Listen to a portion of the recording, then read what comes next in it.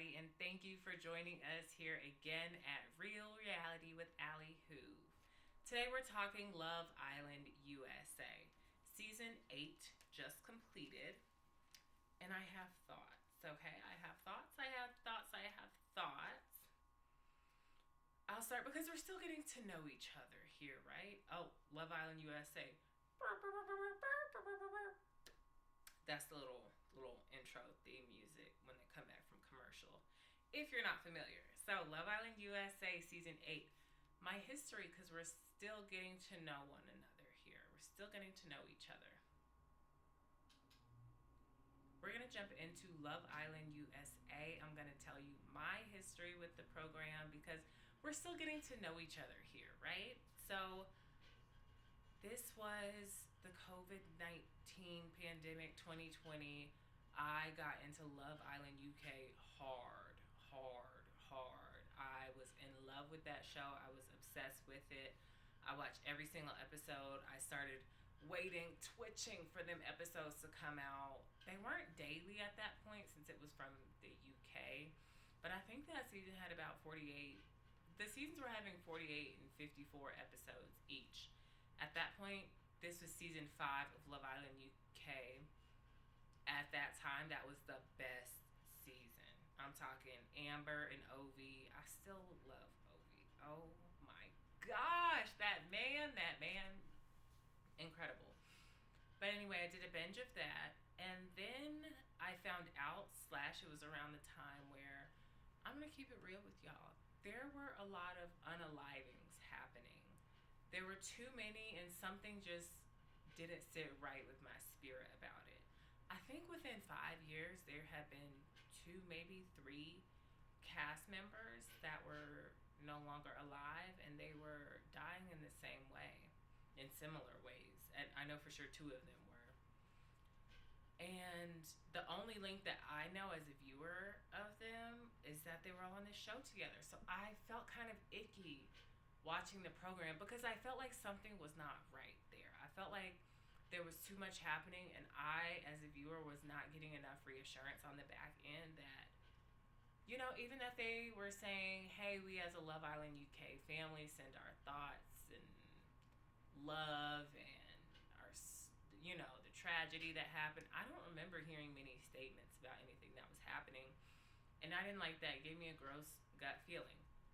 So I stopped watching for a while. I tried when I really got into Love Island UK to watch Love Island USA. The show was trash. Let's be honest, the majority of Love Island USA's history, the show has been trash. They have started getting it together. They've started giving better seasons. I fear they may have hit their peak already, and now we're back down on the other side of the mountain. But I will not say that the past seasons of Love Island USA have not been entertaining and have not been way more entertaining as a whole than the entirety of the USA branch of the series has been. Okay. And when I started, I even watched Love Island Australia, and I enjoyed that season. It started giving me a headache after a while because those people were so headache inducing. I think what was happening, what really annoyed me, it just was too much getting and hopping and sticking with other people. And I was like, it was either that or they kept picking sort of on this one couple, and it got to the point, okay, enough, I'm sick of it. I don't remember, but I even watched Australia and really enjoyed it. So when I tell you Love Island USA was not good in the early days, sorry to those people. It just was not entertaining. It literally was not worth my watch. So anyway, fast forward, I have not watched a full season of Love Island USA actually ever, and I haven't watched a full season of Love Island UK in a while. However, the kids may describe me as being chronically online, good or bad. Take it however you want. It is what it is. Being the chronically online gal that I am, I know what's been happening. I know the through lines for the most recent seasons of Love Island USA. I know about the Leah and Miguel, Serena and Cordell, Janae, and whoever her boyfriend was that ended up being racist and then went to Telemundo and was on La Casa de los Famosos. Is that the show he was on? I think so. Yeah, he really didn't have a tough time. Like his downfall is, it's good that he's on that show, but I know he started off rough. I don't know how he ended, and I just know he blocked his blessing by being a hater, and that's what happens. So I know about that season. Oh, and I wanted that girl, the lady Kaylor. Oh, I wanted her to leave that man so badly. He is not on your level, and so, like I said, I don't think I watched. I maybe watched a full episode of that, but I saw a lot of clips the whole entirety of the season, and I know the thematic works of that season. So that was an excellent season. I think that was probably Love Island USA's best season. I think people would agree to that. After that season was that Huda's season? Maybe. And I didn't watch it because it seemed kind of cornball from the start, and I had a feeling that after the rave reviews that they'd received the season before, like off of the girl power, I had a feeling that from this point on, this is really going to be a fame grab, like the cast members coming on this show. So I wasn't surprised because I got that vibe from more than one person on that island. But again, it wasn't the worst season of television ever, and people were still entertained by that season. I will say I did watch the After the Villa on that season, and as far as is it good or not, I will say I didn't skip as many episodes as I thought I would. And again, I watched it. I watched it recently, and it was good enough for me to watch the majority of the episodes. I like following Miss Amaya's story, and she is that girl because the way she would pop in and out, like you could tell she is the main character of that season. So that was really enjoyable. But I will say, like, I feel like that group really reached the mountaintops of what was capable as far as turning their Love Island time into something sustainable for them as influencers and models and entertainers, whatever they're doing after the show, because they're sticking around. A lot of people are mad about that, and they say the Love Island cast, they don't want the After the Villa, I'm forgetting what the show is called now. They're not wanting that show because they're saying, well, Love Island cast members are made to be forgotten by us. You have the icons and the fun moments and stuff. Largely, I mean, I don't agree or I agree, but I don't care enough to say they shouldn't have the show. The show's entertained me a little bit, and I think it's given me more perspective on reality couples dating, because I do think once you've been on TV, I imagine it's got to be such a difficult transition and such a difficult position to be in, that I see why all the reality stars are just getting with more reality stars. It's getting a little, inbreedy, but I think they have an understanding of the spotlight and that type of pressure and those types of difficult situations, having to navigate those out of nowhere, than an everyday person would. So I see why they also, find a kinship in each other. All right, so let's get to the exciting parts. Season 8. The people who should have won. There, I said it. The people who should have won. There was not one other couple in that villa, look at my eyes when I say this, that should have won Love Island Season 8. Ooh, I will say this, but y'all can't get mad at me for saying this, okay? Y'all can't get mad at me for saying this. I'm gonna say it, but you cannot get mad at me. You can't get mad at me for saying this, okay? Okay. There is perhaps one other couple that would have deserved to win in place of Trinity and Bryce. Casey and TT. Ooh, I said it. Casey and TT. They deserve to win. They deserve to win because they had a truly full and dynamic Love Island experience. And as far as the premise of the show and what makes the show great, they did that. Okay? Casey was so hated by the audience. Still is. People are still talking down on his name. I'm biased because I started watching this season at episode 28. And, you know, it's a TV show, and y'all were already doing a whole lot more touching and kissing and swapping than I would have been comfortable with. So I'm like, why act like you're in a committed relationship when you're on the show to kiss somebody new every 15 minutes? So Casey went from being so incredibly and totally hated and doing real dirt to what I saw as a viewer, I'm going to say it, true growth, falling in love with his girlfriend. His girlfriend came in ready to throw some bows on him. She came in ready to swing. She's such an incredible and amazing person that the original girls in the villa could not even deny how amazing she was. They all grew to love her by the end. And they're actually dating. Why are Zach and Kata in the finale when they decided to keep doing what they were doing? They didn't even fully commit to each other. I feel like the 4 couples that made it to the finale were producer picks, not America's. I think those 4 couples that made it to the finale off the strength of the girls and the girls' personalities and what they can do for the show. It would have been juicy if Kata and Zach went home and TT and Casey stayed. I'm telling y'all, it would have been juicy if Carl and Anaya went home and Casey and TT stayed. I do think it's some haterism, some hateration in this dancery, the fact that they went home. Kenzie and Dylan, they did deserve to go home. Yeah, that wasn't a surprise. I laughed when she did the split on the way out the door, though. True to form. Casey and TT should have won. Bryce and Kata, from what I've seen, they make a cute couple. I didn't see them have any struggle, not many struggles, and certainly not to the extent of the other couples on the show. But I think they were together from the start. I'm not saying that's a requirement to win Love Island, but I think Casey and TT, their love had to prevail something.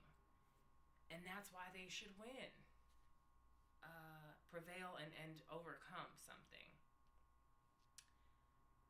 My note. Okay, I have here my notes for the episode. Granny do not like all this skin. It's me. I'm Granny. Okay. Oh my gosh. God bless these women in this villa, but walking around in a thong bikini all day. Bacterial vaginosis and infectious diseases, and just your pHs are off. And so I call myself Granny because I found myself being more modest than typically a young hot lady my age. Well, not typically, than what we're seeing in certain sects of the media. In certain, by sect I mean sections of the media. I do not like a thong bikini bottom because to me my booty is private and it's mine, and I don't want to show it to everybody in the world literally all the time. And I also am not comfortable walking around in that, and it's gotta have an odor just at a certain point in time. They're in Fiji. Imagine the sweat. I would be in that pool. They would be mad at me because they would be having to put a boom mic over my head. I would have to be in that pool water as much as possible. Even for the guys, like, there's a lot of hugging and you're sweaty on this. And so it becomes, by the end of the show, every single substance and surface is sweaty and covered with literal bodily fluids that I'm praying for them. Yeah, I would be the first person on Love Island to be out there in clothes. I guess they want to be in the swimsuits because it's so hot. So that's part of the motivation. But so what I will say is this. Trinity's finale dress was not as good looking as it should have been because it had too much skin showing. And I'm saying that in a way, the fabric was not constructed and it was not durable enough that it had a real form and structure to it because of the large cutouts in it. The dress was a bikini top with a swoop down the torso that connects. It's showing. Oh, I can't possibly have on underwear because my panty line would show here. And it ends in a long floor reaching gown. So nearly all the women had on. Well, I won't say that. I know Kata had on a dress kind of with cutouts, and for her final date, and Trinity's dress was just a huge cutout. And the dress didn't look great because it didn't have enough fabric to have structure. And so Granny's not a fan of that. I'm Granny. Um, Apologies for that lovely little laugh. I know it was cute, wasn't it? All right. What else Granny don't love? Oh, it's so much cursing. It's so much cursing. Now, it's are you fucking serious? And are you guys? I fucking love you. And I'm like, ooh. And oh, you my bitch. And I'm like, maybe it's because they young. Because I think I was like that at a point. Now I'm like, you are my strong, smart, beautiful, motivated, intelligent, powerful young lady. I almost don't even joke about myself like that. Like, I just, my sensibilities and my sensitivities is sensitive, okay, when it comes to the cursing. And I heard that at the beginning of the season, Kata was a huge fan favorite. I actually don't have many comments on her and Bryce together. Of course, they look good together. Oh, is no, Kata is with Zach. Of course, they look good together. I like Zach. I don't know if I like him more than Charlie. I think I like him more than Charlie, but it actually doesn't matter. Um, Zach is handsome with his large nose, cutie pie. Yeah, he's fine. Kata looks good. I wish she would have worn her hair curly more often in the villa. And what else about Kata? Okay. I think it starts with her, but I have noticed a lot of the cast members have this. Genuinely? I'm sorry, guys, that was a little loud. Genuinely? And when you watch my face, it's scrunched up. Genuinely? So she would be talking to Zach, and she would say, I genuinely fucking love spending time with you because, like, bruh. And oh, well, here's something. She didn't come off all that genuine to me. Remember, I started watching after episode 28, and I have thought about this in regards to Love Island. Perhaps after a good 2 weeks, I'm probably over it. And of course, it's funny how quickly and how deeply they develop these very serious relationships and situations with each other. But I also think they are thrown into a pressure cooker, and one of the worst forms of social experiments and a weird form of Stockholm syndrome and all these things. That's why we love to watch it, right? But I because of that, I try to give so much grace and not judge the people so intensely. And when people, to me, I'm like, oh, you started crying really early. Why are you crying? You know, like Dylan, okay, I'll give you the benefit of the doubt. Even though something in him don't quite sit right in my tummy, I really am trying to give him the benefit of the doubt on all this crying and how sensitive he was over his situations with Kenzie, because he's in this villa, which is a pressure cooker, and maybe you're freaking out, and maybe you just want 4 seconds without cameras on you and a mic on all day long. I'll give them that. So I try not to say too much on Kata, but something about her didn't come off too genuine. I think the cast overall came off a little young to me. I will also say, as far as skin showing, I wanted Anaya to get a dress with like 2, maybe 3 more inches on the hemline. More than once, I'm like, so that's her style, but these really look like shirts. And she's gorgeous. She's a beautiful woman. I love volleyball. Carl looks incredible. They are a gorgeous couple, and I do actually enjoy watching them together, even though from when I came in, it seems like Carl was the option they gave her, not the one she chose. But I love them together, and I largely enjoy watching them individually. But Anaya loves those dresses that are so short. I don't know how her private bits were not popping out.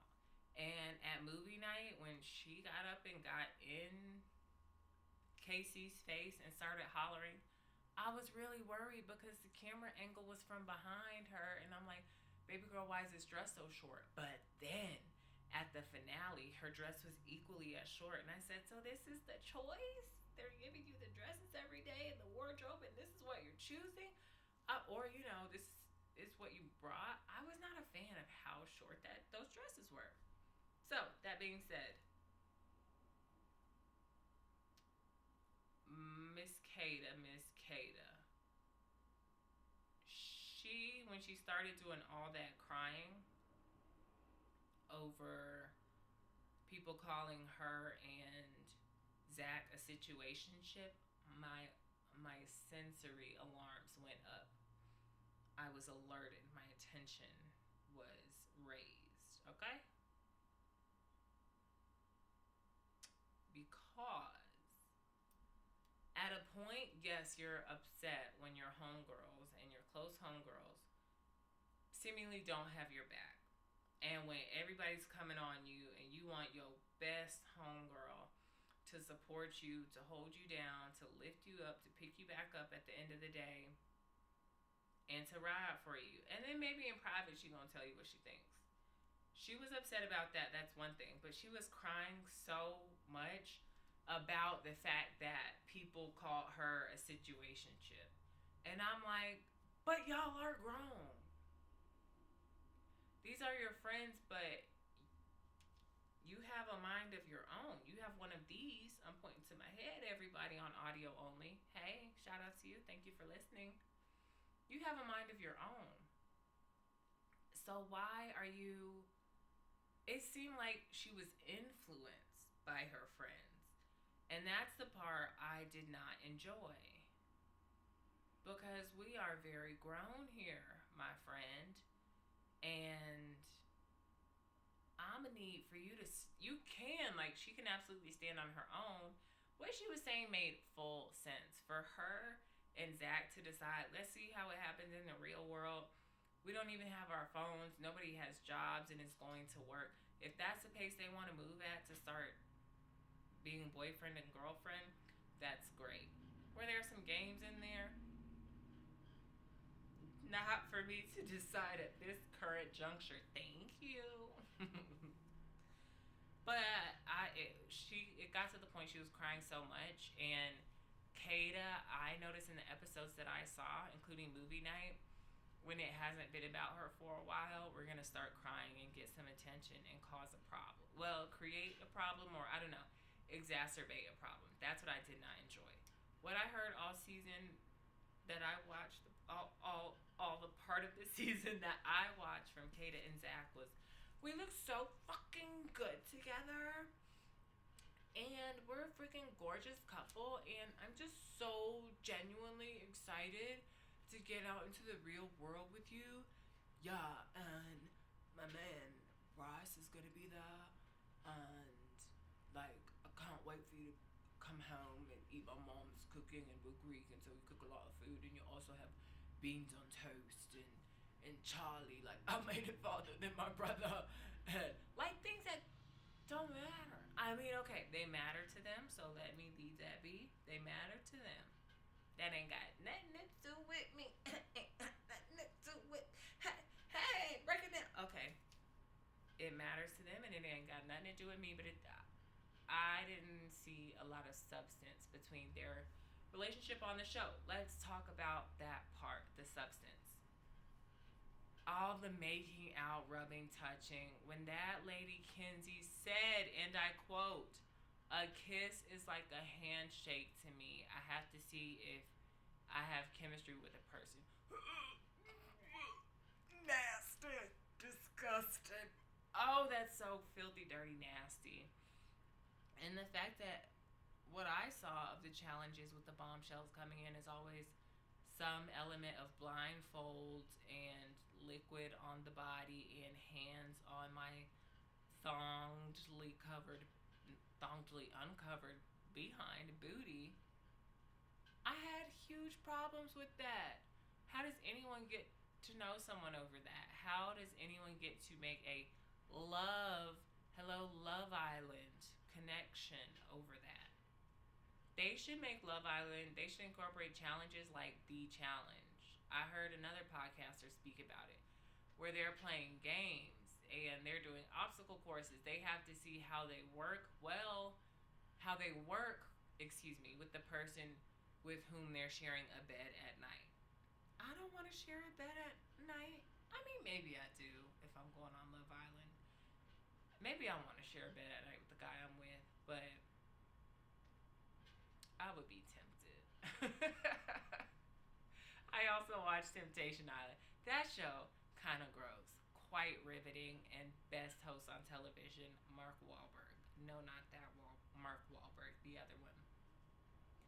But anywho, so yeah, Love Island. I think they could revive the show if they made it more games of how well do you know your partner. Let's ask questions about their lives and what they feel like makes them who they are to see if you all are getting to know each other. Let's put you all in false scenarios that might mimic the real world and let's see what's happening. Let's give you all some difficult physical and mind bending challenges to complete, and we'll see who has the best teamwork as a couple. That's what's going to revive Love Island. I will say I'm excited for the reunion. I'm looking forward to it. I believe Ariana said it. Even Ariana, that's the other thing. She be naked in a sheer dress coming out on screen too. And they love giving her some black girl extensions. She has some curls. Like, she had bundles in her hair one of these weeks, most recently. And I was cracking up. And I think for the last week, they gave her the week off. That's why she was never there saying, oh, welcome to Family Day. Or, you know, we're going to send people home. We're going to take the Final Four to the finals. I think that was her off week. But yeah, I'm happy with the winner of that.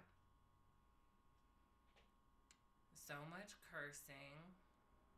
And let me know if you're interested in some TLC recaps.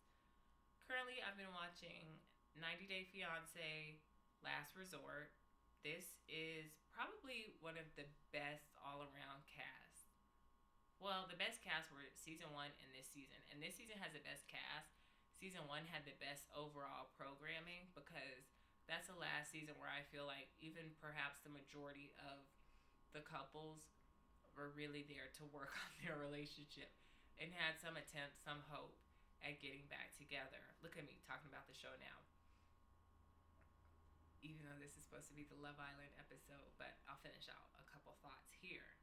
I'm watching that. I'm watching 90 Day Fiance. It's a good season.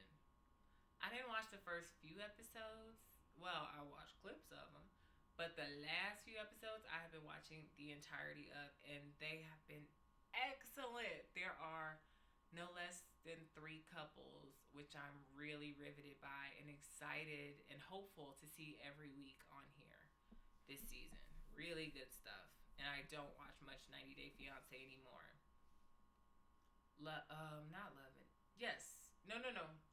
Belle Collective. Is that show in Jackson, Mississippi? That's on the OWN network. Right now, Miss Kara Wales and her husband they're going through it a bit.